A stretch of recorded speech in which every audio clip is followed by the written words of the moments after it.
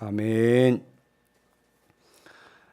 저희가 이제 다윗과 일행들이 이제 피난을 갔죠. 피난을 간 상황이고, 그리고 이제 압살롬과 그를 따르는 사람들이 예루살렘 성에 이제 입성한 내용 우리가 함께 지금 살펴보고 있습니다. 근데 그 다윗의 모사였다가 이번 이제 압살롬의 반란에 가담했던 이제 아히도벨이 계략을 말하는데, 우리 지난 시간에 한번 살펴보았습니다만, 먼저는 이제 아히도벨이 베푼 계략 가운데 하나는, 먼저는 그 왕궁을 지키고 있던 다윗의 후궁들과 압살롬이 동침하라는 것이었습니다. 왜냐하면 이것은요, 그 선왕인 이 다윗을 모욕하고 이 압살롬이 선왕보다 더 강하다라고 하는 사실을 알려주므로 이 압살롬을 따르는 사람들을 더욱 강하게 하는 좋은 방법이었던 것입니다. 뿐만 아니라 지난 시간에도 목사님께서 말씀하셨듯이 고대 근동의 풍속에서는 왕의 후궁을 취하는 것은 왕권을 완전히 계승한다는 그런 의미도 있었던 것입니다. 그래서 이 압살롬이 아히도벨의 계략을 듣고 옥상에 장막을 치고 온 이스라엘이 보는 앞에서 다윗의 후궁들과 동침했습니다. 자, 그런데 이 성경은 이 아히도벨의 계략에 대해서 이렇게 말하고 있는데, 여러분 16장 바로 23절, 오늘 읽은 본문 바로 앞에 있는 23절 한번 보시기 바랍니다. 성경은 아히도벨의 계략에 대해서 이렇게 말씀하고 있는데, 그때에 아히도벨이 베푸는 계략은 사람이 하나님께 물어서 받은 말씀과 같은 것이라. 아히도벨의 모든 계략은 다윗에게나 압살롬에게나 그와 같이 여겨졌더라 그랬습니다. 자, 그래서 이제 다윗이 감람산으로 도망가면서 이 아히도벨이 압살롬의 편에 섰다는 그런 소식을 들었을 때 뭐라고 기도했냐면요, 여호와여 원하옵건대 아히도벨의 모략을 어리석게 하옵소서라고 기도했던 것입니다. 근데 여러분, 이제 본래 이 아히도벨은 다윗의 모사였습니다. 아시는 대로 다윗의 모사였는데 왜 아히도벨이 다윗에게 등을 돌렸을까요? 왜냐하면 아히도벨은 유다 지파 성읍인 길로 출신인데 엘리암의 아버지였습니다. 엘리암. 그러니까 이 아히도벨의 아들이 엘리암이었는데, 이 엘리암의 딸이 누구였냐면 바로 밧세바였습니다. 밧세바. 다윗이 범했던 밧세바였습니다. 그러니까 이 다윗의 모사였던 아히도벨이 누구냐면 바로 밧세바의 할아버지였던 것입니다. 자, 그러면 이제 그림이 그려지죠. 손녀딸 사건으로 다윗에 대해서 이제 앙심을 품게 된 이 아히도벨이 마침 압살롬이 반역을 일으키니까 다윗에게 등을 돌리고 이제 압살롬 편에 서게 된 것입니다. 그리고 다윗에게 복수하기 위해서 압살롬을 위한 최고의 전략을 지금 베풀고 있는 것입니다. 저는 이 본문을 읽을 때마다 참으로 죄의 결과가 무서운 것이구나. 다윗이 죄를 범한 결과로 비록 용서를 받았지만 그 대가를 지불해야 됐는데, 나단 선지자의 예언대로 다윗의 집에 칼이 떠나지 않게 된 것입니다. 여러분, 이 죄의 문제를 생각할 때 오죽했으면 하나님께서는 당신의 아들의 목숨값으로 죄의 문제를 해결하려고 하셨을까요? 그만큼 이 죄의 문제가 어렵다는 것임을 우리가 알 수가 있습니다. 그래서 여러분, 믿는 성도들은 이 죄에 대하여 경각심을 가져야 할 줄 믿습니다. 결코 죄를 가볍게 여기면 안 되는 줄 믿습니다. 철저하게 이 내 안에 살아계신 주님의 다스림을 받고 성령의 인도를 따라서 죄와의 싸움에서 승리해야 할 줄 믿습니다. 자, 이제 오늘 읽은 본문으로 한번 들어가 보겠습니다. 이제 1절에 보면 이제 아히도벨이 또 다른 계략을 베풉니다. 근데 우리 이제 앞부분에서 살펴보았던 것처럼 아히도벨의 계략은 하나님께 물어서 받은 말씀과 같아요. 여기서 말하는 하나님께서 물어서 받았다, 이 말의 의미는 원어적인 의미를 보면, 여러분 그 대제사장 그 의복 중에서 판결 흉패라는 게 있습니다. 판결 흉패 앞에 보석을 12개를 달았는데 그 안주머니 안에 우림과 둠빔이 있었는데, 이 대제사장이 하나님 앞에 나가서 하나님의 뜻을 물을 때 우림과 둠빔 가지고 판단했던 것처럼, 마찬가지로 제사장이 하나님의 뜻을 물은 것 마찬가지로 아히도벨이 하나님의 뜻을 물어서 탁 이렇게 하는 것 같은 그런 계략을 베풀었다 하는 것이 성경의 말씀이었습니다. 자, 이제 아히도벨이 또 다른 전략을 내세우는데 이 전략도 아주 완벽합니다. 한번 제가 요약을 해드리면 뭐냐면 첫 번째, 12,000명만 달라는 것입니다. 다 따라갈 필요 없이 12,000명만 선택하게 하십시오. 두 번째, 당장 오늘 밤에 다윗을 추격하겠습니다. 세 번째, 지쳐있는 다윗을 기습해서 다른 사람 죽일 필요도 없이 다윗왕만 저 죽이겠습니다. 네 번째, 그러면 모든 백성들이 압살롬에게로 돌아올 것이고 나라는 안정될 것입니다. 라고 하는 그런 전략을 말하는 것입니다. 아주 간단 명료합니다. 간단 명료한 것인데 그러나 여러분 다윗 입장에서 보면 아주 매우 무서운 전략이었습니다. 왜 그러냐면 현재 다윗과 그의 일행의 상태가 어땠냐면요. 여러분 16장 14절 한번 보시기 바랍니다. 16장 14절. 왕과 그와 함께 있는 백성들이 다 피곤하여 한 곳에 이르러 거기서 쉬니라. 그리고 제가 가지고 있는 성경 그 밑에는요. 표시가 되어 있기를 아예빔에 이르러 다 피곤하여 거기서 쉬었다. 그렇게 표현하고 있습니다. 자, 그러니까 여러분 지금 다윗과 그의 일행들은요. 몸과 마음이 다 지쳐 있는 상태인 것입니다. 그래서 웬만한 가능하면 요단강을 이제 건너서 피난을 해야 실은 안심이 되는 것인데 너무 피곤하니까 요단강을 건너지 못하고 아예빔이라고 하는 장소에서 지금 쉬고 있는 상황입니다. 이때 아히도벨과 그의 군사들이 들여닥치면 여러분 결과는 불을 보듯 뻔한 것입니다. 압살롬의 반역은 아주 순식간의 승리로 끝날 것입니다. 근데 이제 압살롬과 이스라엘 장로들도 저와 같은 생각이었습니다. 여러분 4절을 한번 보시면요. 그들도 아히도벨의 말에 전적으로 동일했습니다. 이대로라면 그냥 싸움은 곧 끝나게 될 것입니다. 그러나 여러분 이 압살롬과 아히도벨이 미처 생각하지 못한 것이 있습니다. 뭐냐? 바로 살아계신 하나님의 개입하심이었습니다. 그 부분은 미처 생각하지 못했습니다. 지금 다윗의 상태는 어땠냐면요.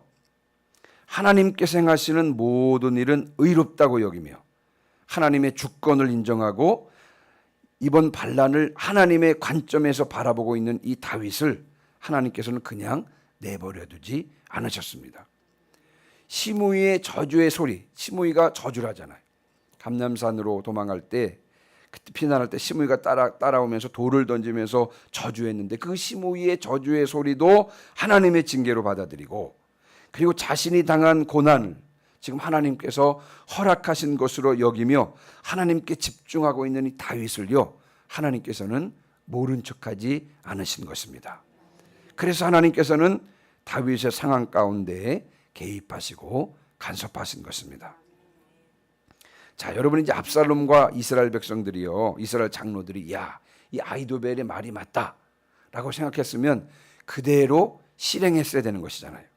그러나 여러분 상황은 그렇게 흘러가지 않았습니다. 여러분 5절 보세요. 자, 5절은 한번 같이 읽습니다. 시작. 압살롬이 이르되 아렉 사람 후세도 부르라. 우리가 이제 그의 말도 듣자 하니라. 아멘. 네. 아히도벨의 전략이 옳다고 생각했으면 여러분 압살롬은요 그냥 그대로 실행을 했으면 됐습니다. 그런데 무슨 마음에서 이제 누구를 부르라 그랬어요? 아렉 사람 후세도 부르라 그랬습니다. 후세도 부르라 그랬습니다. 후세의 말도 들어보자는 것입니다. 자, 여러분 아렉 사람 후세가 누굽니까? 한마디로 말하면 스파이입니다. 스파이. 누가 심은 스파이예요? 다윗이 심은 스파이입니다. 이 아히도벨의 모략을 패하게 하기 위해요. 다윗이 압살롬에게 보낸 스파이가 바로 후세입니다. 그런데 이제 압살롬이 후세를 부르라고 한 것을 보면 여러분 아마 그 사이에 압살롬은 후세를 꽤 신임하게 되었다는 사실을 미루어 알 수가 있습니다. 그러나 무엇보다도 이 다윗을 구원하고자 하는 이 하나님의 섭리, 하나님의 개입과 간섭의 결과라는 사실을 우리는 간과해서는 안 되는 것입니다. 이 압살롬과 아히도벨이 이 부분을 놓친 것입니다. 미처 이 부분을 생각하지 못한 것입니다. 제가 성경에서 여러분 그 개입이라고 하는 단어를 찾아봤습니다. 개입, 하나님의 개입. 그래서 개입이라는 단어를 찾아봤는데 여러분 성경에서 이 개입이라고 하는 단어가 나올까요? 안 나올까요? 나온다 그러면 몇 번이나 나올까요? 놀랍게도 한 번도 안 나오더라고요. 제가 성경사전에서 이 개입이라는 단어를 쳐봤습니다. 한 번도 안 나오더라고요. 개입이라는 단어가. 간섭이라고 하는 단어는 몇 번 나오긴 하지만 그러나 하나님의 간섭이라고 하는 의미의 단어는 하나도 나오지 않았습니다. 제가 이걸 보면서 하나님께서 당신의 자녀들을 위해서 당신의 자녀들의 삶에 개입하고 간섭하시긴 하지만 눈에 보인다 안 보인다? 눈에 보이지는 않는다는 것입니다. 그러나 여러분 에스더서에도 마찬가지입니다. 에스더서에도 하나님의 이름이 한 번이라도 나올까요? 나오지 않을까요? 여러분 에스더서에도 하나님의 이름이 한 번도 나오지 않습니다만 그러나 그 배후에서 당신의 뜻대로 일을 이루어 가시는 분이 바로 하나님이셨습니다. 하나님께서는 눈에 보이지는 않으시지만 그러나 당신의 백성들의 삶에 개입하셔서 당신의 뜻을 이루신 분이 바로 하나님이신 것입니다. 하나님께서는 다윗의 삶에 개입하셔서 압살롬의 마음을 움직이고 계시는 것입니다. 그래서 이제 후세가 불려왔습니다. 소환되었습니다. 압살롬으로부터 아히도벨의 전략이 이러한데 너의 생각을 한번 말해보라 라고 했습니다. 그랬더니 여러분 7절에 보니까 이번에는 아히도벨이 베푼 전략이 좋지 않습니다. 이렇게 결론적으로 말을 합니다. 지금까지야 아히도벨의 전략이 뛰어났다 할지라도 훌륭했다 할지라도 이번에는 아히도벨의 베푼 계략이 좋지 않았습니다. 라고 하면서 이제 후세가 자신의 전략을 말하는데 완전히 반대되는 전략이었습니다. 제가 한번 설명을 좀 드려보면 이 아히도벨은요 당장 오늘 밤에 다윗을 추격하겠습니다 이것이었습니다. 근데 여러분 후세는 말합니다. 안 될 일이다. 다윗과 추종자들이 용사라는 것입니다. 지금 격분되어 있는 상태라는 것이죠. 또 다윗은 전쟁에 익숙한 사람인데 백성들과 함께 자지 않고 아마 백성들과 떨어져서 숨어 있을 것인데 갑자기 이제 따라가서 섣불리 공격하다가 다윗을 죽이지 못하고 아군이 몇 사람만 죽기만 해도 패했다는 소문이 들 것이고 그러면 압살롬을 따르는 사람들이 두려워할 것입니다. 안 됩니다. 그런 것이죠. 두 번째, 12,000명만을 달라. 여러분 아히도벨이 12,000명만 데리고 추격하겠다라고 했었거든요. 그때 여러분 후세는 뭐라 그랬습니까? 안 된다는 거죠. 단에서부터 부엘세바까지 온 이스라엘 백성들을 모으고 왕께서 친히 진두지휘해서 직접 전장에 나가십시오. 사실 이 후세는 지금 다윗에게 시간을 버려주려고 하는 그런 상황이잖아요, 그렇죠? 그다음에 이제 세 번째 아히도벨은 뭐예요? 지금 지쳐 있는 다윗을 기습해서 다윗 왕만 죽이겠다는 것입니다. 그러나 후세는 그렇지 않은 반대 의견입니다. 다윗과 다윗을 따르는 사람을 하나도 남기지 않고 싹 죽일 것입니다. 그러기 위해서는 시간을 가지고 단에서부터 부엘세바까지 백성들을 모으고 그리고 왕께서 친히 진두지휘에서 나가서 다윗과 다윗 따르는 모든 사람들을 남김없이 죽이는 것이 좋다고 생각합니다. 라고 이렇게 이야기를 한 것입니다. 여러분 한번 생각해 보시기 바랍니다.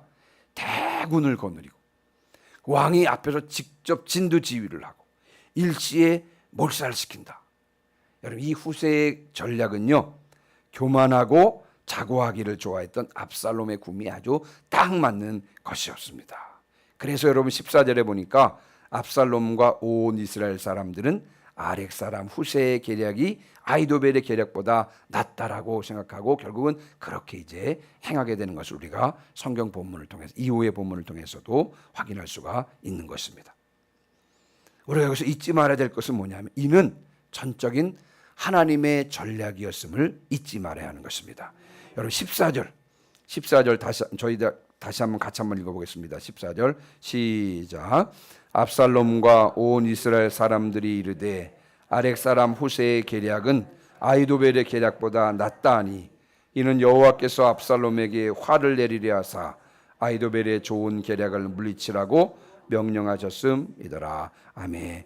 옛날 성경에는요 끝부분이 어떻게 번역되어 있냐면요 아히도벨의 좋은 모략을 파기로 여호와께서 작정하셨음이더라 라고 표현하고 있습니다. 하나님께서 아히도벨의 모략을 파기로 작정하셨기 때문에 압살롬과 온 이스라엘 사람들이요, 아히도벨의 계략이 아니라 후세의 계략이 더 낫다고 생각하게 되었다는 것입니다. 잠언 16장 9절의 말씀 여러분 잘 아시죠? 사람이 마음으로 자기의 길을 계획할지라도 그의 걸음을 인도하시는 이는 누구시라고요? 여호와시니라. 아멘. 여러분, 압살롬은 왕이 되기 위하여 얼마나 많은 노력과 정성을 기울였습니까만, 그러나 하나님께서 도와주시지 않으니 결코 왕이 될 수 없었던 것입니다. 왕이 될 수 있는 완벽한 기회를 거머쥐었지만 그러나 결국은요, 성공할 수 없었던 것입니다.